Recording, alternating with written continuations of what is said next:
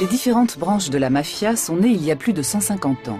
À l'époque, l'Italie du Sud était sous domination espagnole. Dans cette société féodale et figée, seuls des individus prêts à tout, agissant en secret, avaient une chance de sortir du lot. La violence était leur seul langage. Aucun livre ne révèle pourquoi les mafias d'Italie du Sud se sont maintenues jusqu'à nos jours. Il se trouve même des membres du gouvernement italien pour prétendre qu'il faudrait s'arranger avec la mafia. Pourquoi ? Et comment se fait-il que la pieuvre soit si difficile à combattre ? Actuellement, les mafias n'ont pas perdu un pouce de terrain. Au contraire, elles sont de plus en plus puissantes. L'Italie est l'un des plus grands pays d'Europe. Aujourd'hui encore, plus d'un tiers du pays est dominé, contrôlé et terrorisé par 3 grandes organisations criminelles.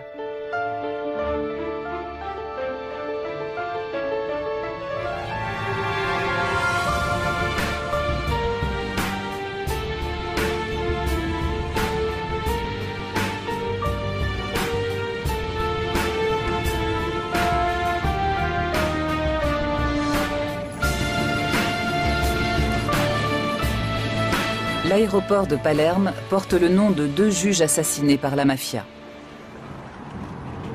L'autoroute qui relie l'aéroport au centre de Palerme. Sortie Capaci. C'est là que Giovanni Falcone, sa femme et 3 membres de leur escorte trouvent la mort le 23 mai 1992 dans l'explosion d'une demi-tonne de dynamite. L'attentat est signé Cosa Nostra, mot à mot, notre affaire. Le juge Falcone, qui enquêtait sur la structure interne de la mafia, était devenu gênant. Quelques années auparavant, on prétendait officiellement que la mafia n'existait pas.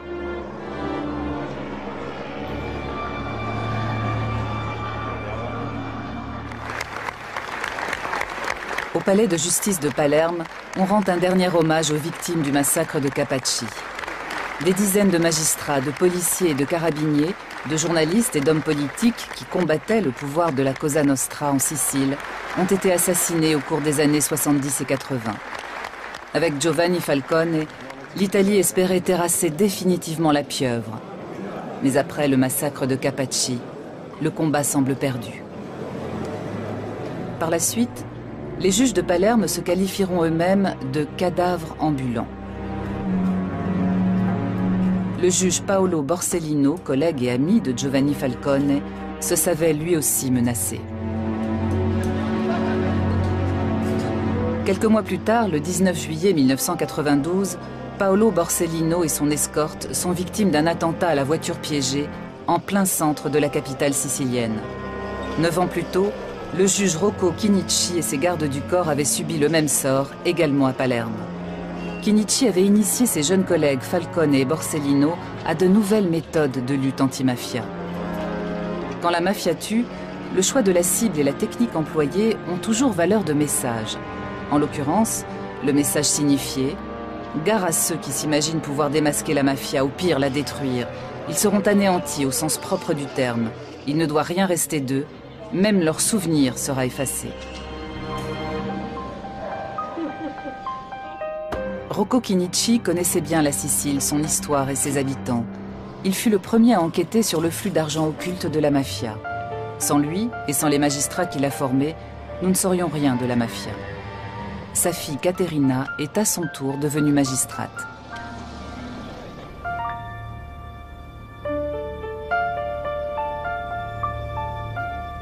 Si era reso conto che c'era Il avait constaté l'existence d'une stratégie commune aux terribles homicides de ces années-là. Il s'était rendu compte que la mafia avait infiltré les divers secteurs de la société, comme par exemple les administrations, le monde politique, les institutions. Il avait bien compris que la mafia n'était pas seulement une organisation criminelle, mais également, hélas, une culture.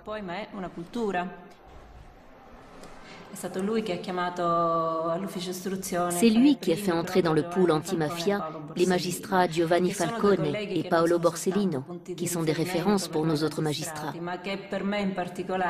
Pour moi, c'étaient des collègues, mais aussi des amis.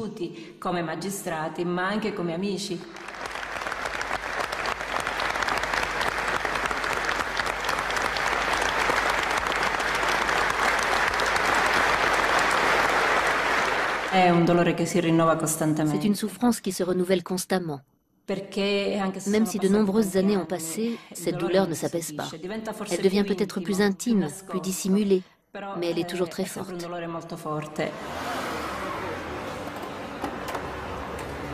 De nombreux juges antimafia sont placés sous protection rapprochée depuis plus de 20 ans.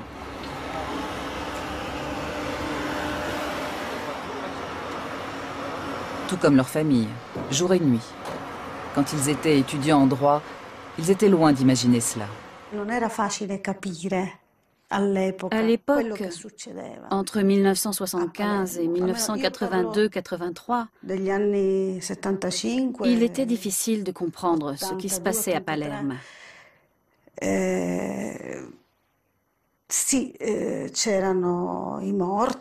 Bien sûr, les assassinats étaient bien réels. Il arrivait tout ce que nous savons, mais on n'y comprenait rien, car la mafia était secrète. La mafia était juste derrière nous. Elle nous suivait de près, mais nous, on ne la voyait pas. Giovanni Falcone avait réussi à obtenir les aveux d'un boss de la mafia. Mais les déclarations du témoin principal n'avaient pas suffi à traîner l'organisation secrète devant les tribunaux.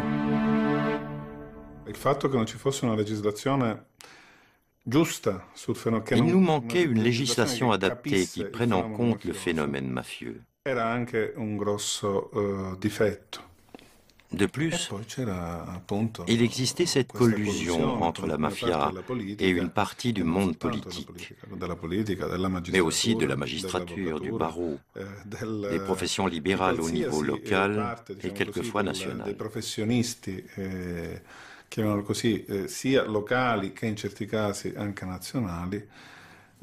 C'était ce fameux marécage dont parlait Falcone, qui rendait tout beaucoup plus difficile, plus dangereux. Le député Pio La Torre est assassiné en 1982. Avant sa mort, il avait déposé un projet de loi permettant de poursuivre toute personne ayant des liens avec la mafia et de confisquer les biens des mafieux condamnés.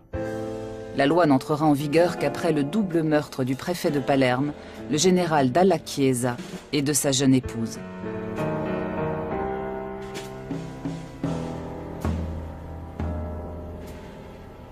Il est désormais possible d'arrêter et d'inculper des dirigeants de la Cosa Nostra.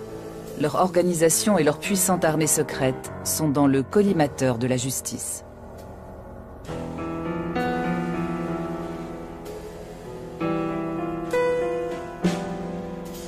À la prison de Palerme, on construit une salle d'audience blindée, conçue pour résister à des tirs de roquettes.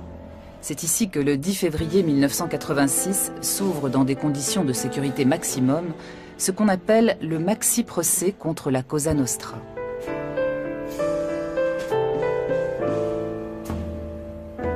Plus de 400 chefs et membres de la mafia sont inculpés par les juges Falcone et Borsellino. Chefs d'entreprises influents, fonctionnaires, directeurs de banques et politiciens locaux côtoient des serveurs ou des mécaniciens. Ces derniers sont en réalité des tueurs professionnels. Toutes les tentatives de sabotage du procès échouent. Contre toute attente, le tribunal ne se laisse pas intimider. Souvent, les témoins se rétractent parce qu'ils sont victimes d'intimidation. Et pour cause. Cela fait plus d'un siècle que la Cosa Nostra bénéficie d'une totale impunité.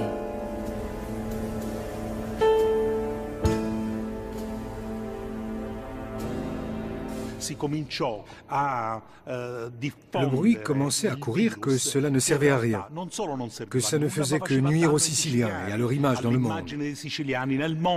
C'était une tentative pour affaiblir le procès.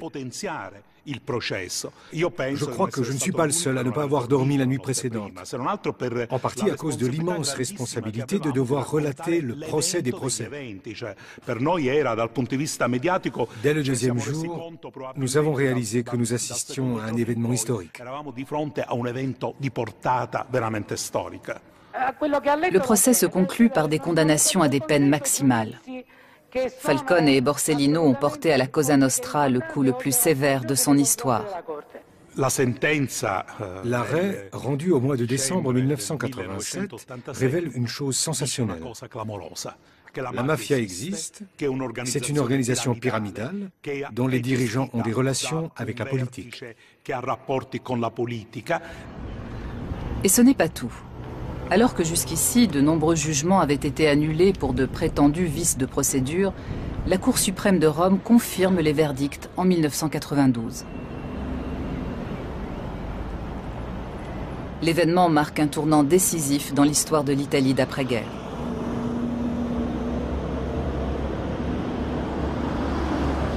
La réaction de la Cosa Nostra ne se fait pas attendre.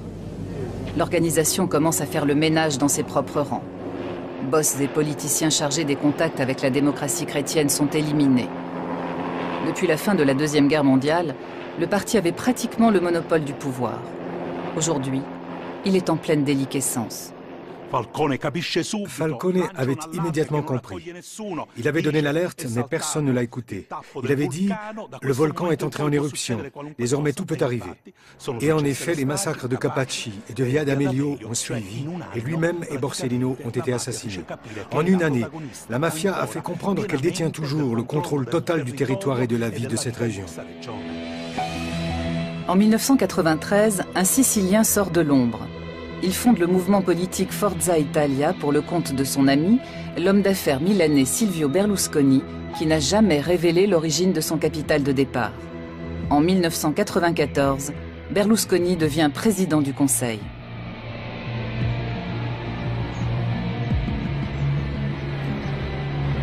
Le siège de la Direction nationale antimafia à Rome est placé sous haute surveillance.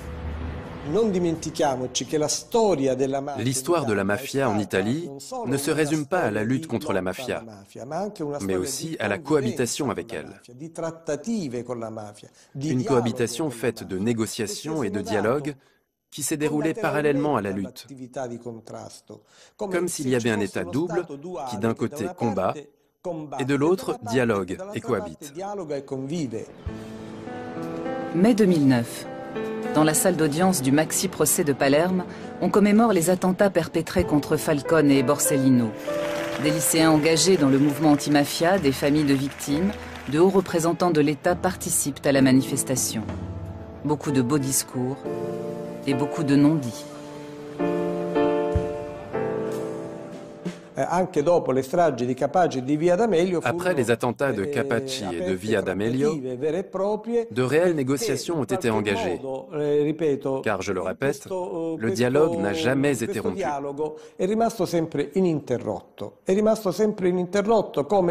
C'est comme si les massacres, les épisodes les plus sanglants, ne représentaient pas seulement une lutte subversive de la mafia contre l'État, mais surtout un rappel à l'État pour qu'il respecte les pactes.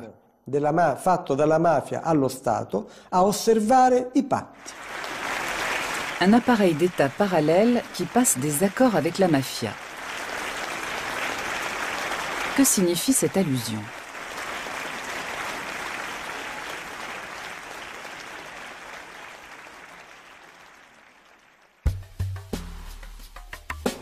Voyage à Corleone, bastion légendaire de la mafia en Sicile. C'est ici que l'organisation est née, fondée par des régisseurs de domaines auxquels les grands propriétaires terriens confiaient les pleins pouvoirs. Ces hommes étaient à la fois collecteurs d'impôts, vigiles armés et juges. Les mafieux les plus connus d'après-guerre sont originaires de la petite ville de Corleone. Luciano Liggio, Toto Riina, Bernardo Provenzano ou encore Vito Ciancimino, qui deviendra maire de Palerme. Après la Deuxième Guerre mondiale, le docteur Michele Navarra devient le chef tout-puissant de la mafia. Il n'hésite pas à tuer lui-même les témoins gênants, y compris des enfants.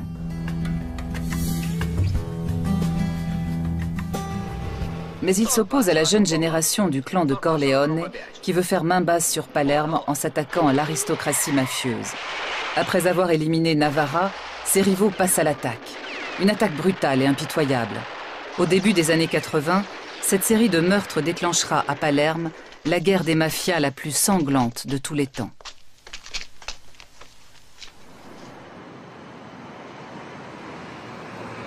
Mais les mafieux de Corleone sont vaincus par l'État et grâce aux confessions de chefs repentis de la Cosa Nostra de Palerme.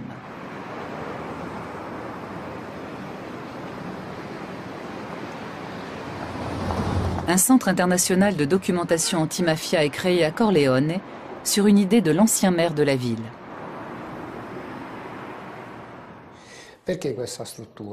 Pourquoi ce centre? Pour se souvenir qu'à Corleone, il y a eu la mafia la plus puissante, la plus féroce et la plus enracinée du monde occidental.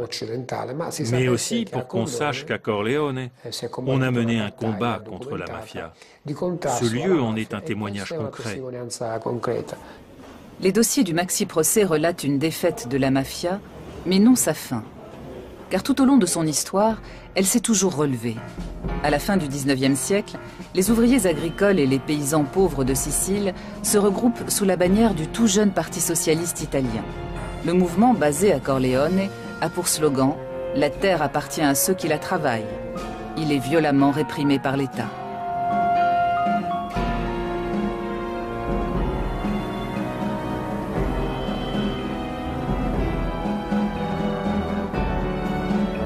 Les mafiosi reprennent dès lors leur rôle de gardiens de l'ordre au service des nobles et des grands propriétaires terriens.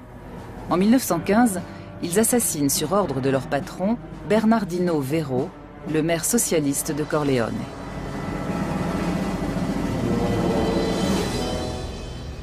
Dans le parc de Corleone, le buste de cet adversaire de la mafia est régulièrement la cible d'actes de vandalisme. Quelquefois même, il est volé. Il a fallu réinstaller la statue à plusieurs reprises. Elle a été plusieurs fois l'objet de vandalisme, parce que le personnage et l'œuvre de Bernardino Vero dérangent aujourd'hui encore la mafia de Corleone, qui est la plus ancienne mafia du fief.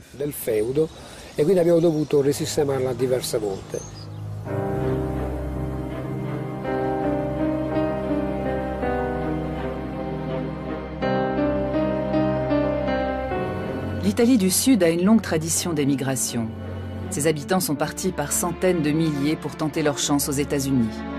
Parmi eux, des mafiosi qui emportaient avec eux leur savoir-faire en matière d'organisation secrète et leur sens de l'honneur meurtrier. Ils noyautent les associations d'immigrés italiens et dominent rapidement les gangs issus des immigrations irlandaises et juives. La mafia cherche toujours la proximité du pouvoir. Lors des élections, les mafiosi monnaient les voix de leurs compatriotes et prennent rapidement de l'influence dans la politique intérieure américaine. Et comme au pays, ils continuent de racketter les membres de leur communauté en échange de leur protection. L'opinion publique américaine rejette ces immigrés criminels. Pendant ce temps, un silence trompeur règne à Palerme. Il n'est pas question de la mafia. Sur le plan culturel, la ville prétend toujours rivaliser avec Paris et Londres. Jusqu'en 1893. Cette année-là, la mafia frappe très haut. Le journaliste et écrivain Gian Mauro Costa est originaire de Palerme. Il travaille sur l'histoire d'Emanuele Notar Bartolo, ancien maire de Palerme, devenu directeur de la Banque de Sicile.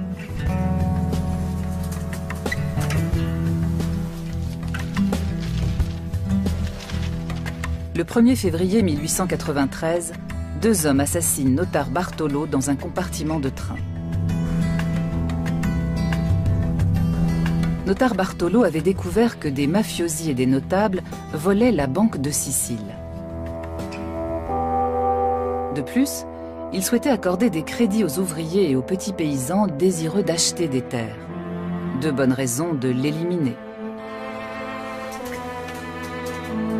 Après l'assassinat de Notar Bartolo, le mot mafia fait le tour de l'Italie pour la première fois. Gian Mauro Costa a découvert dans les archives de sa famille une correspondance. Une jeune parente, partie rejoindre son mari à Milan en 1901, suit le procès des commanditaires du meurtre de Notar Bartolo. À Palerme, la tante de la jeune femme rejette l'idée que la haute société sicilienne peut avoir des liens avec cette obscure mafia. Pour elle, il s'agit d'une rumeur malveillante propagée par les Italiens du Nord. Elle écrit « Nous, les gens du Sud, serions tous des criminels arriérés et incultes, sous prétexte que nous restons attachés à notre foi et que nous défendons la dignité et la grandeur de nos hommes. Ce Nord sans foi ni loi se croit-il tout permis ?» Mon Dieu, répond la nièce, c'est de justice qu'il s'agit. De lettre en lettre, le ton monte. le conflit nord-sud divise la famille. En 1904, le commanditaire du meurtre de Notar Bartolo, un homme politique sicilien lié à la mafia, est acquitté. La Sicile est en liesse. Le 12 mars 1909, un homme est abattu sur la Piazza Marina à Palerme. La victime, Joe Petrosino, est un policier américain originaire d'Italie du Sud. À New York, il a combattu la branche américaine de la Cosa Nostra. Selon Gian Mauro Costa, il voulait également démasquer l'organisation sur sa terre d'origine, la Sicile. Mais Petrosino sous-estime la mafia. Bien qu'il séjourne à Palerme incognito, l'organisation le localise et l'attire dans un piège mortel. Après l'assassinat d'Emanuele Notar Bartolo, la mort de Petrosino est la preuve de l'existence de la mafia. Mais il vaut mieux ne pas en parler.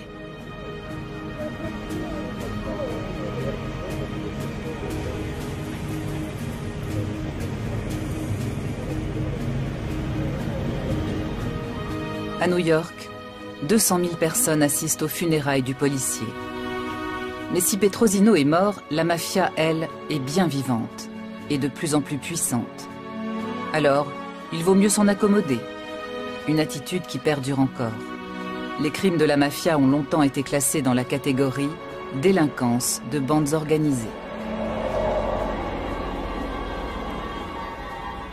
La phrase ricorrente era si ammazzano tra di loro. On disait alors, ils se tuent entre eux. Cela ne représentait donc pas un danger pour la société, puisqu'il s'agissait de règlements de compte au sein même de la mafia. Et on n'avait donc pas à s'en soucier. Ce dont on ne se rendait pas compte, c'est que la culture de la mafia s'enracinait dans cette ville et corrompait tout. Quand la Première Guerre mondiale éclate, on resserre les rangs dans tous les pays. À la fin de la guerre, les bolcheviks ont pris le pouvoir en Russie et des partis communistes se créent en Europe occidentale. Pour les masses laborieuses d'Italie du Sud, c'est un nouvel espoir. Dans toute la Sicile, on assiste à une vague de grèves, de révoltes et d'occupation des terres. Andiamo! Andiamo! Jusque-là, les grands propriétaires terriens avaient défendu bec et ongle le système féodal. Mais entre 1918 et 1922, ils comprennent que la donne a changé. Face à ces masses disciplinées et organisées politiquement, la mafia ne leur est plus d'aucune aide.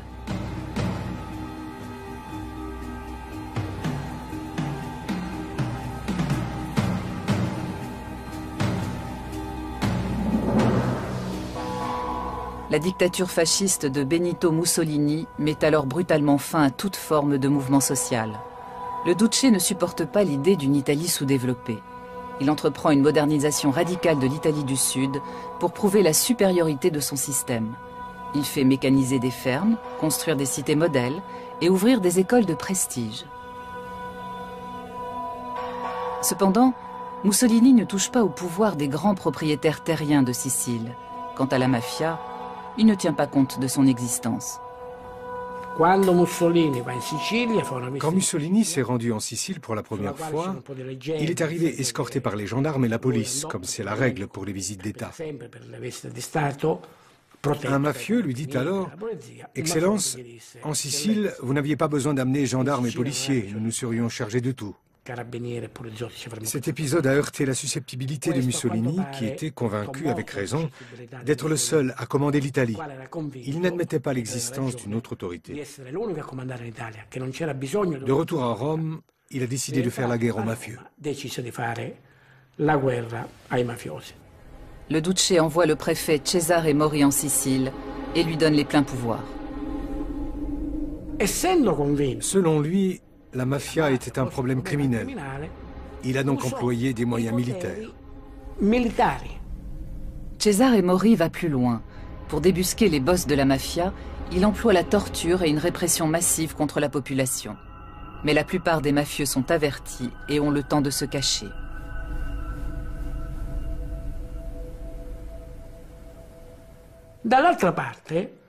En observant la situation sicilienne, Mori comprend que les mafieux ne sont pas que des gardes privés ou des hommes de main, mais qu'ils portent la chemise noire et qu'ils sont donc fascistes eux aussi.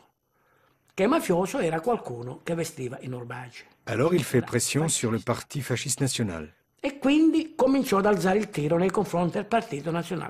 Suite à cela, il est rappelé à Rome et nommé sénateur. Le régime ne parle plus de mafia et la mafia continue d'exister pendant la période fasciste. Mussolini est renversé en juillet 1943. L'idéologie fasciste et son empire usurpé s'effondrent. Les mafias d'Italie du Sud ont à nouveau le champ libre. Leur âge d'or commence. Pendant ce temps, la branche américaine de la Cosa Nostra est à l'apogée de sa puissance. Elle a fait fortune grâce au trafic d'alcool né avec la prohibition et au nouveau marché de la drogue.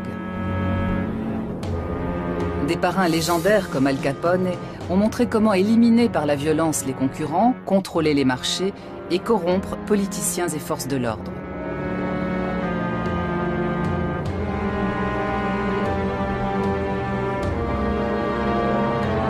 L'un de ses parrains survit miraculeusement à un règlement de compte. Cette chance lui vaudra le surnom de Lucky Luciano. Pour éliminer tous les gangs rivaux, y compris les communautés italiennes organisées, il est encore plus violent que son modèle Al Capone. Il s'allie à Meyer Lansky, chef de la mafia juive. Avec des complicités de toutes origines, ils mettent la main sur les activités illicites les plus rentables du pays.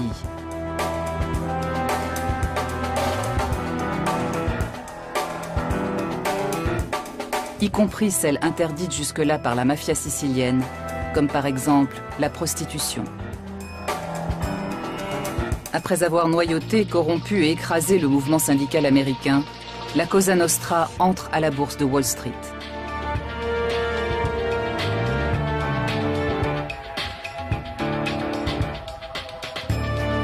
Pour les masses qui se retrouvent au chômage après la crise de 29, elle est l'un des seuls employeurs encore solvables.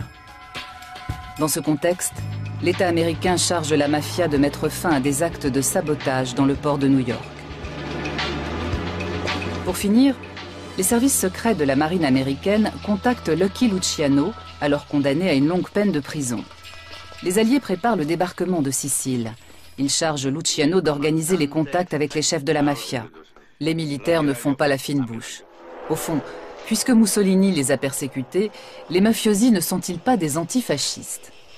De plus, ils sont farouchement anticommunistes. Après avoir débarqué en Italie du Sud, les Alliés ont besoin d'une situation stable, sans agitation sociale, pour pouvoir continuer leur progression vers le nord. Ils s'appuient donc sur des chefs mafieux, comme par exemple le parrain Carlo Vizzini. En juillet 1943, le débarquement allié en Sicile commence par une violente offensive aérienne.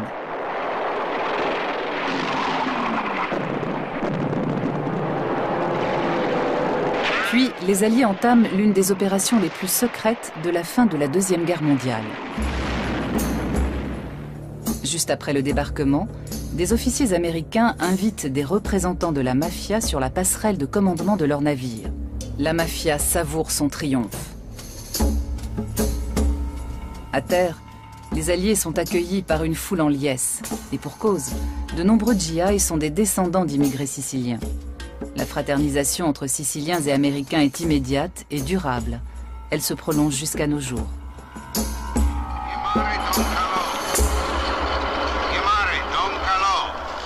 Don Carlo Vizzini, le parrain des parrains, est l'homme de la situation. Sous des dehors mal dégrossis, il joue un rôle clé dans toutes les activités lucratives de l'île. Sa famille compte quelques membres du clergé. Il est en contact direct avec le cardinal et donc avec le Vatican.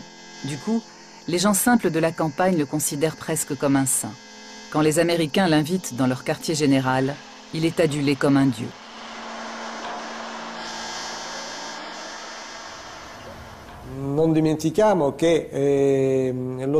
N'oublions pas que le débarquement en Sicile s'est déroulé avec l'aide massive de personnages mafieux auxquels on a même confié des charges politiques. Ils ont été nommés maires de certaines municipalités et ont obtenu ainsi une sorte de légitimité. Mr.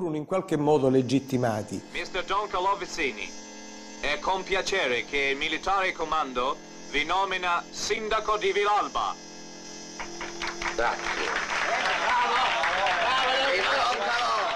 Naples est libérée en octobre 1943. La ville devient la base de ravitaillement des forces alliées et de l'aide humanitaire venue d'outre-Atlantique. Les cargos américains déversent dans la ville détruite et affamée des millions de tonnes de charbon, de farine, de maïs, de conserves et de matériel militaire, mais aussi des quantités astronomiques d'alcool et de cigarettes.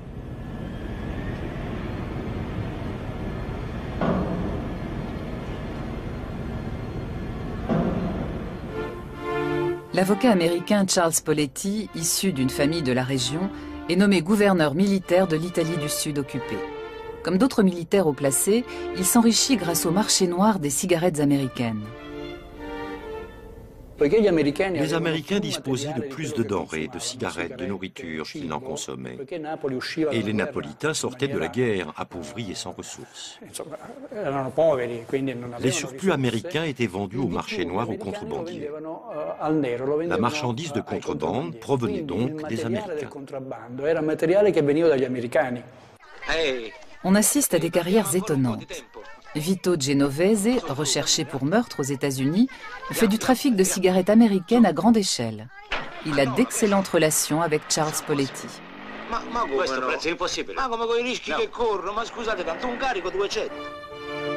Un autre gros bonnet de la mafia américaine va s'établir à Naples, où il devient un homme d'affaires respecté, Lucky Luciano.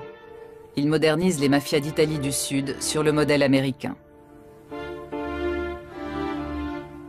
Pour certaines raisons sociales, la contrebande était tolérée.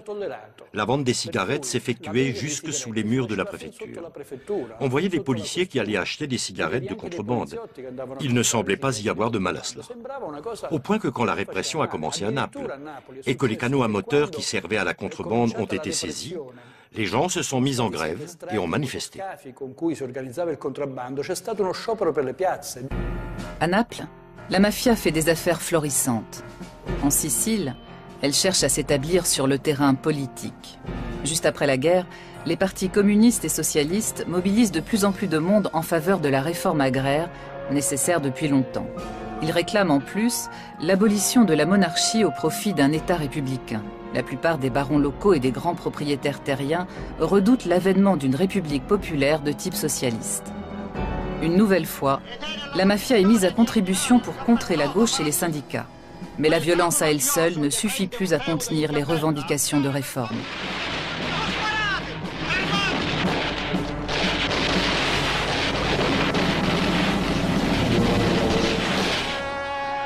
La situation empire quand la gauche remporte les premières élections régionales libres de Sicile.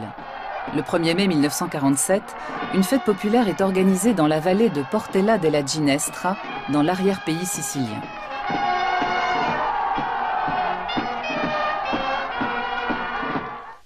Les grands propriétaires terriens de Sicile réclament alors l'indépendance de l'île et demandent au gouvernement américain d'en faire le 49e État de l'Union. Mais avant cela, il faut stopper la progression de la gauche, par n'importe quel moyen. La mafia en fera son affaire.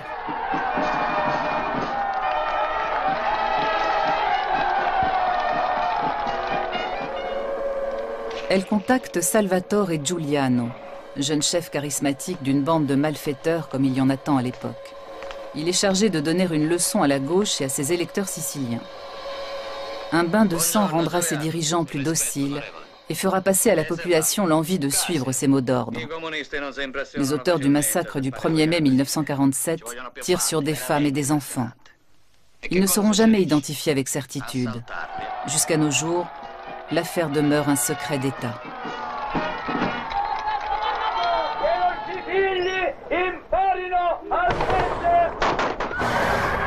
Le bilan est lourd.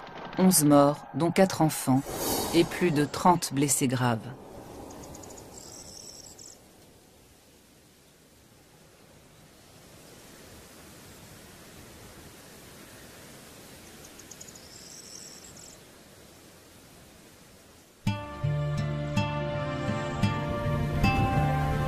Après le massacre, Salvatore Giuliano et son bras droit seront liquidés.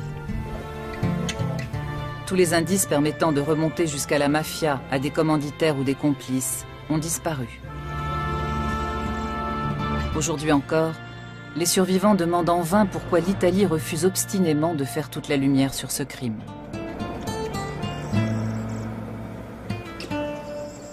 Maman a tout de suite été touchée. Elle n'a pas dit un mot. Elle a mis sa main comme ça. En me retournant, j'ai vu le sang couler de son nez et de sa bouche. J'ai dit, « Maman, c'est quoi ce sang ?» Elle a levé les yeux sans rien dire. On l'a soutenue tant qu'on a pu. Quand ça n'a plus été possible, on l'a étendue par terre. Nous étions couverts de sang. Puis peu après, ils ont recommencé à tirer. En rentrant chez nous, nous avons rencontré mon frère. Il a dit, « Papa, ils ont tué le cheval. » Nous avons répondu en pleurant, « Ils ont fait pire. Ils ont tué maman. » Il a mis sa main comme ça, sans un mot, sans une larme. Nous, gens de gauche, on nous surveillait comme des délinquants. Ces gens-là, ils ont tiré sur des honnêtes gens pour soutenir les délinquants. Et nous voulons savoir d'où cela est venu. Avant de mourir, je voudrais connaître la vérité sur Portella della Ginestra.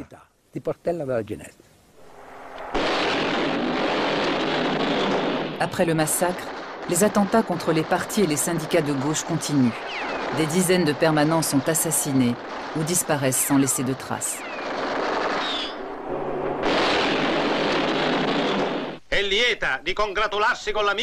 Des chefs mafieux comme Genco Russo se lancent dans la politique.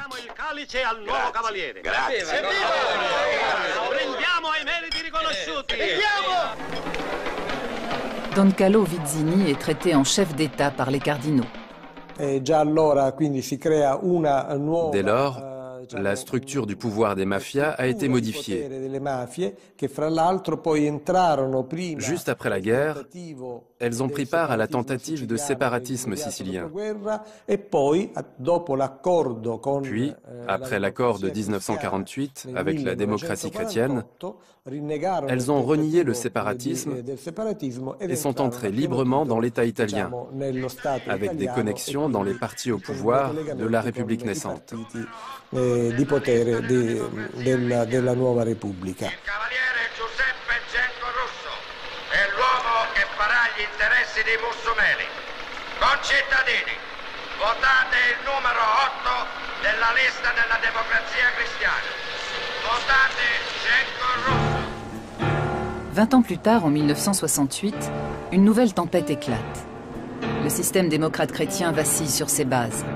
On parle même de coup d'État militaire. Pour faire tourner son industrie, l'Italie du Nord a fait venir du Mezzogiorno des milliers de jeunes ouvriers pour les exploiter sans vergogne. À présent, ils se révoltent massivement, soutenus par les étudiants de gauche. Dans le sud, la contestation dénonce le pillage et l'appauvrissement de la Calabre, l'un des bastions historiques de la mafia. Sur son territoire, l'Ndrangheta calabraise parvient à canaliser la révolte au mieux de ses intérêts. Mais entre 1968 et 1970, la démocratie chrétienne, la mafia et l'Église catholique voient vaciller le système qui leur permet de se partager le pouvoir. Dans le secret d'une loge maçonnique, elle prépare le passage de la démocratie à un système autoritaire, avec un président tout-puissant. Elles ont le soutien des services secrets américains qui s'intéressent de près à l'Italie, membre de l'OTAN. Objectif : neutraliser les communistes, les syndicats et l'ensemble de la gauche, et prendre le contrôle de la presse, de la radio et de la télévision. L'homme fort de la loge P2 s'appelle Licio Gelli. Il a des relations avec la présidence américaine et les parrains de la mafia. À l'apogée de son pouvoir, l'homme de l'ombre commande aux services secrets italiens, à une partie des carabiniers et de l'armée. Parmi les membres de la loge secrète, on trouve le nom d'un entrepreneur milanais, un certain Silvio Berlusconi.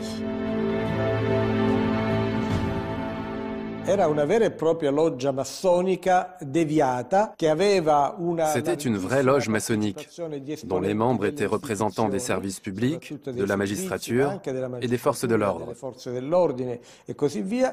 Mais elle était infiltrée par des personnages très discutables, proches de clans et de groupes mafieux. Ce qui les unit, c'est la peur du communisme.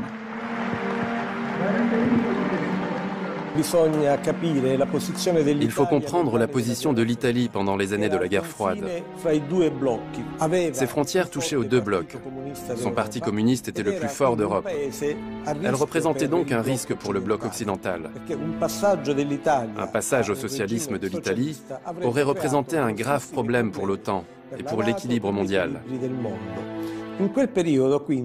Pendant cette période, les mafias étaient indispensables au maintien des équilibres, grâce à leur anticommunisme, surtout dans l'Italie méridionale.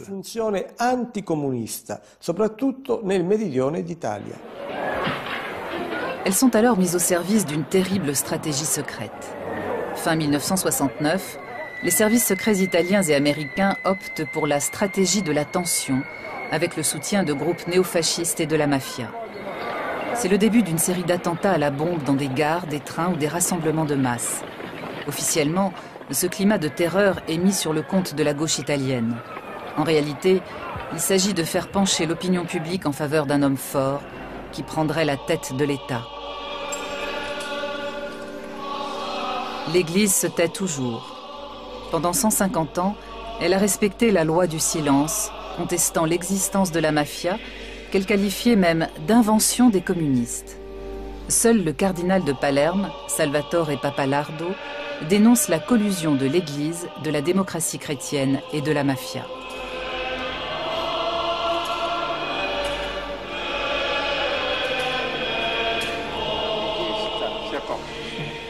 S'il est un homme politique qui nie toute implication, c'est Giulio Andreotti. 7 fois président du Conseil, ce démocrate chrétien de la première heure, formé par le Vatican, explique à mots couverts pourquoi l'Église et la démocratie chrétienne ont fait alliance avec tous les groupes anticommunistes depuis 1945, y compris la mafia. Dans les organismes catholiques, nous avions connaissance des persécutions religieuses pratiquées dans les pays où les soviétiques avaient pris le pouvoir. Et c'était donc une sorte de guerre préventive, afin que cela ne se répète pas en Italie. Ceci explique aussi l'engagement de l'Église dans les élections de 1948, dans les comités civiques. Il ne s'agit donc pas d'une invasion du domaine politique, mais d'une défense. Pour l'exprimer par une comparaison, comme les cultivateurs indépendants défendaient leurs terres contre les nationalisations, de même, les cultivateurs indépendants des âmes défendaient leur propre liberté et leur subsistance. En 1988, le cardinal Pappalardo déclare que les liens entre l'Église et la démocratie chrétienne d'une part et la mafia d'autre part sont incompatibles avec les fondements de l'état de droit et les principes du christianisme. En conséquence, il faut excommunier les mafieux. Mais la population ne l'entend pas de cette oreille. Dans un quartier périphérique de Naples, des femmes s'opposent à l'arrestation de leur mari, membre de la Camorra. Elles accueillent les représentants de l'État au cri de « Fuori », dehors. Pour elles, l'ennemi, c'est l'État. Que ce soit à Naples, en Calabre ou en Sicile, les deux seules grandes organisations à bénéficier d'un appui populaire sont la mafia et l'Église catholique.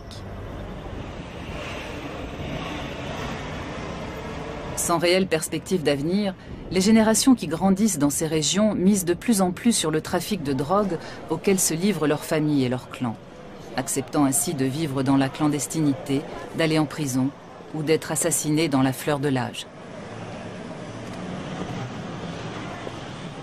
Comme à Duisbourg, en Allemagne, où de jeunes Italiens sont tués par l''Ndrangheta en août 2007.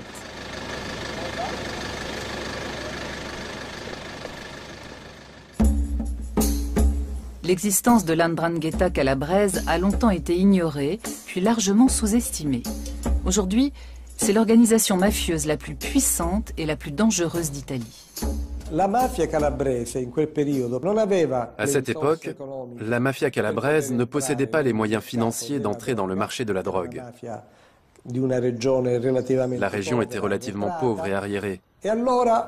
Cette mafia a donc été obligée de se constituer un capital de départ pour accéder au marché de la drogue. Et c'est par l'industrie de la prise d'otages qu'elle l'a fait. En 10 années d'enlèvement, des centaines dit-on, elle a réussi à accumuler le capital nécessaire pour accéder au marché international des stupéfiants.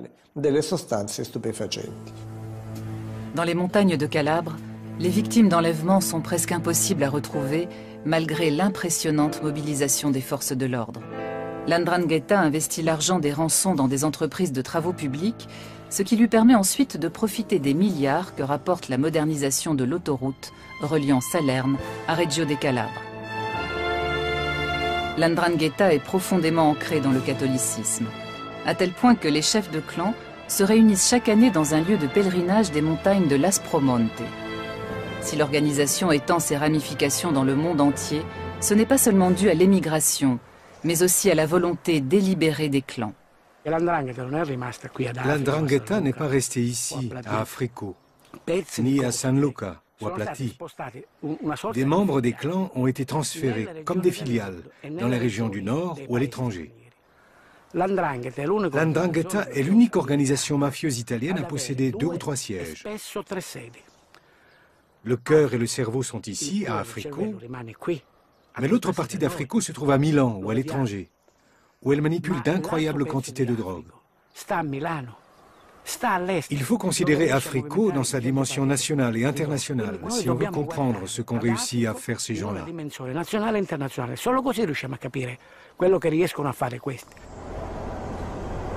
Les choses ne changeront-elles jamais? En Italie, la résistance contre le système mafieux s'organise, mais les résultats sont encore maigres. Ici, on peut lire « La mafia souille la Sicile ». C'est ce qu'on dit. C'est écrit sur l'affiche. Je n'ai pas encore lu cette affiche. C'est ce qui est écrit, c'est vrai ou non? Non, non. Sans la présence aussi importante de la mafia, votre vie serait-elle meilleure ou pire? Pire, à mon avis. Pire? Oui. Ce sont des gens aimables et aussi très pieux.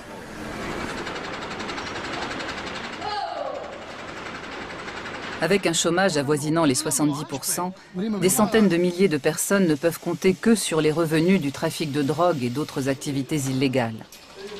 Les fonds publics sont détournés par un petit nombre, avec comme conséquence des déchets toxiques déversés dans des décharges sauvages ou dans la mer, des immeubles qui tombent en ruine, des côtes polluées et des sites naturels uniques dont on vantait déjà la beauté dans l'Antiquité, noyés sous des tonnes de béton. Ceux qui aspirent à une vie indépendante et tentent de s'affranchir de ce système criminel sont victimes de représailles. Dans ces conditions, toute évolution de la société est impossible. Tout espoir d'amélioration demeure lettre morte.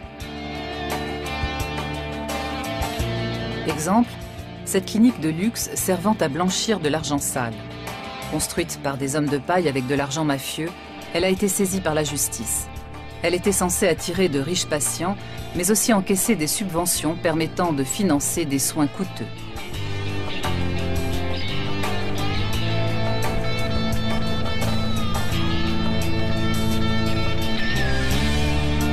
Conséquence pour le système de santé, une administration pléthorique et incompétente et un manque cruel de médecins et de personnel soignant qualifié.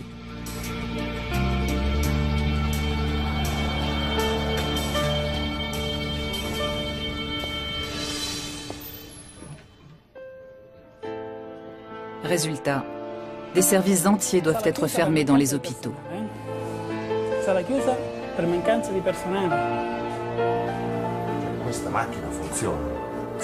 Des équipements onéreux restent inutilisés par manque de personnel. Dans le sud de l'Italie, la population fait les frais de ce système.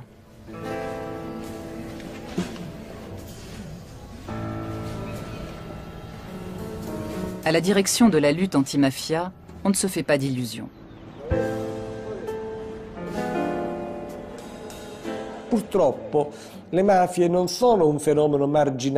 Malheureusement, les mafias ne sont pas un phénomène marginal comme les autres phénomènes criminels du reste de l'Europe, y compris le phénomène du terrorisme. Elles sont désormais une composante structurelle de notre société, une composante indispensable même, puisqu'elles sont l'interlocuteur nécessaire pour toutes les politiques menées par l'État en Italie du Sud.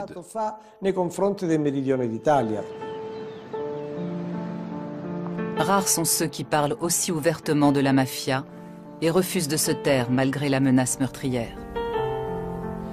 En Italie et en Europe, la majorité préfère se voiler la face et ignorer les rares voix qui s'élèvent.